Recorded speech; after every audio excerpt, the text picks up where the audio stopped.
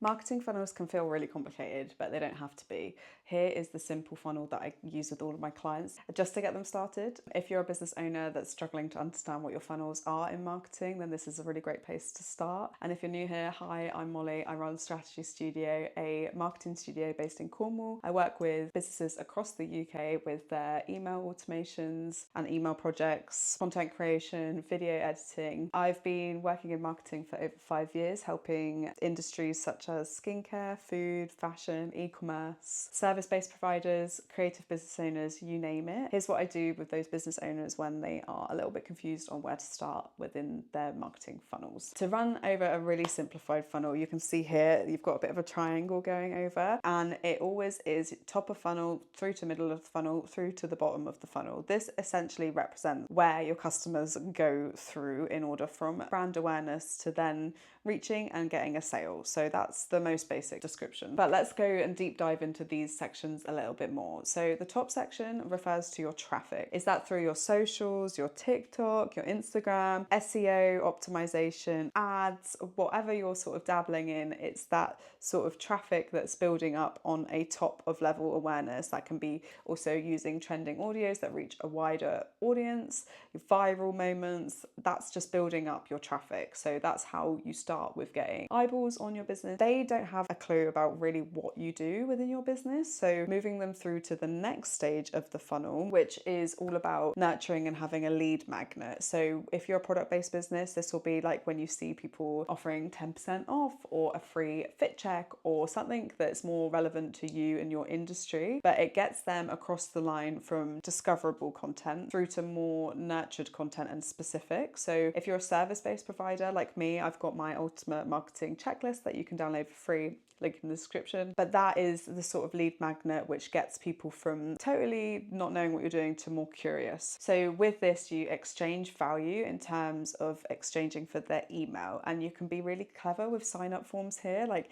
if you are a clothing brand, could you ask them what sort of types of clothing they prefer? If you are like more bespoke, you can say like, do you prefer this side or this side? And you can use that. It's a really good data collection point for you to then be smart with your segmentations later on down the line. But that's a little bit more complicated. We'll strip it a little bit back today. The next step in the funnel would be the nurture sequence. So this will be an automation on that your email platform of choice. So when they sign up for that lead magnet or that freebie or that discount, whatever you're offering your audience, you have a really good opportunity to introduce yourself, your business, and give them that value in exchange for signing up. This is your time to convert and tell. It's all about show and tell now. So they sign up. You can start with a email that just says like, thank you so much for signing up.